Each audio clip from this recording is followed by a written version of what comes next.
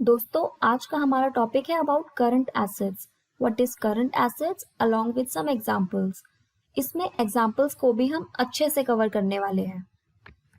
दोस्तों अभी तक तो आपने अंदाजा लगा ही लिया होगा कि करंट एसेट्स हमारी नॉन करंट एसेट्स का अपोजिट है। मतलब जो भी चीजें हमारी नॉन करंट एसेट्स में नहीं होंगी तो मोस्ट प्रोबेबली हमारी करंट एसेट्स में आ रही होंगी। करंट एसेट्स मतलब वो एसेट्स जो हमारे बिजनेस को एक साल के अंदर तक बेनिफिट दिलाएगी, और या तो वो कैश की फॉर्म में होंगी या फिर उस फॉर्म में होंगी जो कि वो इजीली कैश में कन्वर्ट हो सके। For example cash in hand, यानी बिजनेस के पास एक टाइम पे कितना कैश है, या फिर बैंक बैलेंस जो कि बिजनेस ने बैंक में अपने नाम से ओपन किया हुआ है जैसे करंट अकाउंट, या फिर stock, prepaid expenses, short-term investments, trade receivables, tax receivable from revenue authority, income earned but not yet received, etc. हम इनको एक एक करके समझते हैं। First, stock in hand. Stock in hand हमारे बिजनेस में वो एसेट्स होती हैं जो कि सेल करने के पर्पज से होती हैं। स्टॉक इन हैंड को इन्वेंटरी भी कहा जा सकता है। ये नॉर्मली एक ईयर के अंदर अंदर सेल हो जाती हैं, मतलब एक साल के अंदर अंदर कंपनी को बेनिफिट रियलाइज करा देती हैं, तो इसीलिए इनको बैलेंस शीट में करंट एसेट्स की कैटेगरी में रखा जाता है। ये एंटरप्राइज टू एंटरप्राइज डिफर कर सकती हैं upon the nature of business. हो सकता है मेरा फर्नीचर का बिजनेस हो तो फर्नीचर मेरे लिए स्टॉक इन हैंड हो, या हो सकता है मेरा गारमेंट्स का बिजनेस हो तो क्लोथ्स मेरे लिए स्टॉक हो, या हो सकता है मेरा स्टेशनरी का बिजनेस हो तो पेन पेंसिल इरेजर भी मेरे लिए एक स्टॉक हो। स्टॉक्स आपको मेनली दो चीजों में देखने में मिलेंगे, एक तो opening stock and second closing stock. Opening stock हमारे बिजनेस का वो स्टॉक होता है जो अकाउंटिंग ईयर की बिगिनिंग में होता है। मैंने वीडियो की स्टार्टिंग में भी बताया था, अकाउंटिंग ईयर 1 अप्रैल से स्टार्ट होकर नेक्स्ट ईयर की 31 मार्च तक कंप्लीट हो जाता है। तो हमारे पास 1 अप्रैल को जो स्टॉक रखा हुआ होगा वो हमारा ओपनिंग स्टॉक होगा, और 31 मार्च को हमारे बिजनेस में जो स्टॉक रखा हुआ होगा उसे हम क्लोजिंग स्टॉक कहेंगे। स्टॉक हमारे पास 3 टाइप्स के हो सकते हैं। एक तो फिनिश गुड्स का स्टॉक हो सकता है, एक रॉ मटेरियल का स्टॉक हो सकता है, और एक WIP मतलब वर्क इन प्रोग्रेस का स्टॉक हो सकता है। क्योंकि बिजनेस में जब एक स्टॉक तैयार होता है तो वो पहले रॉ मटेरियल की फॉर्म में होता है। लेट्स से कोई शर्ट है तो शर्ट पहले क्लोथ की फॉर्म में होगी, वो क्लोथ एक रॉ मटेरियल होगा, फिर वर्क इन प्रोग्रेस होगा मतलब वो क्लोथ्स अभी बन रहे हैं, एंड उसके बाद जाकर वो फिनिश गुड्स में कन्वर्ट होगा, तब जाके वो एक फाइनल क्लोथ बनेगा।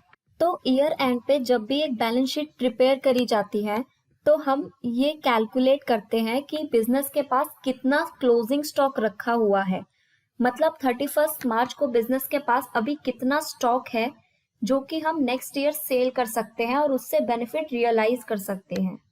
Short term investments. Short term investments हमारे बिजनेस की वो इन्वेस्टमेंट्स होंगी जो कि कंपनी ने एक साल से अंदर अंदर तक के लिए प्लान करी हुई है, मतलब कंपनी को वो एक साल के अंदर अंदर कैश की फॉर्म में रिसीव हो जाएगी। For example 1 year FD, stock market investments, short term securities, money market fund, derivatives etcetera. In investment से जो इनकम जनरेट होती है वो बिजनेस के नॉर्मल ऑपरेशन से अलग होती है। तो जैसे हमने लॉन्ग टर्म इन्वेस्टमेंट्स पढ़ा था लास्ट वीडियो में, 1 ईयर से ज्यादा की ड्यूरेशन के लिए थे, और ये शॉर्ट टर्म इन्वेस्टमेंट्स हमारी 1 ईयर के अंदर अंदर रिडीम होने वाली इन्वेस्टमेंट्स हैं। अब हम बात करते हैं ट्रेड रिसीवेबल्स की। हम ट्रेड रिसीवेबल और डेटर को डिटेल में भी पढ़ेंगे, अभी के लिए समझते हैं। ट्रेड रिसीवेबल्स हमारे बिजनेस के लिए वो लोग होते हैं जिन्हें हमें पैसा वापस देना है। मतलब जैसे सपोज मिस्टर ए ने 1 लाख रुपीज के गुड्स सोल्ड किए, गुड्स मतलब स्टॉक इन्वेंटरी, और उसमें से 60,000 रुपीज का कैश उन्हें रिसीव हो चुका है पार्टीज से, बट अभी भी 40,000 रुपीज उनके पेंडिंग है जो कि लोगों ने अभी तक उन्हें वापस नहीं दिए हैं। तो वो 40,000 वाले लोग मिस्टर ए के लिए ट्रेड रिसीवेबल्स हो जाएंगे, और क्योंकि वो लोग मिस्टर ए को फ्यूचर में इकोनॉमिक बेनिफिट देंगे, इसलिए वो मिस्टर ए के लिए एक एसेट है। और क्योंकि वो मिस्टर ए को 1 ईयर के अंदर अंदर बेनिफिट रियलाइज कराएंगे, तो इसलिए वो मिस्टर ए की करंट एसेट्स हैं। तो कैश इन हैंड हमने समझ लिया, बैंक बैलेंस हमने समझ लिया, स्टॉक इन हैंड भी समझ लिया, short term investments and trade receivables भी समझ लिया। अब देखते हैं tax receivable from revenue authority. इसका मतलब वो टैक्स जो कि बिजनेस को गवर्नमेंट से किसी फॉर्म में वापस लेना है।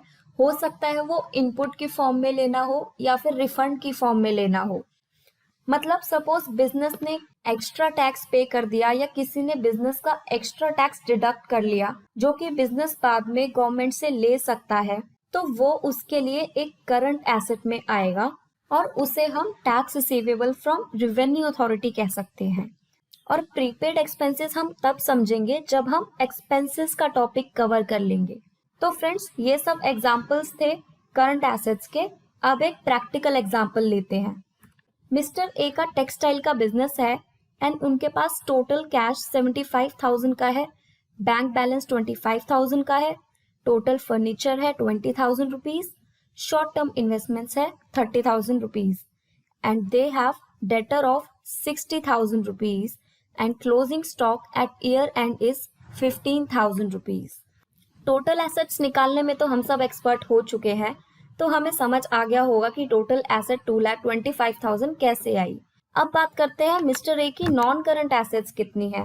मिस्टर ए की नॉन करंट एसेट्स 20,000 रुपीज है, जो कि टोटल फर्नीचर है, और total cash, bank, short term investments, debtors and closing stock, ये हमारे करंट एसेट्स हुए, क्योंकि ये within a year company को बेनिफिट रियलाइज करा देंगे।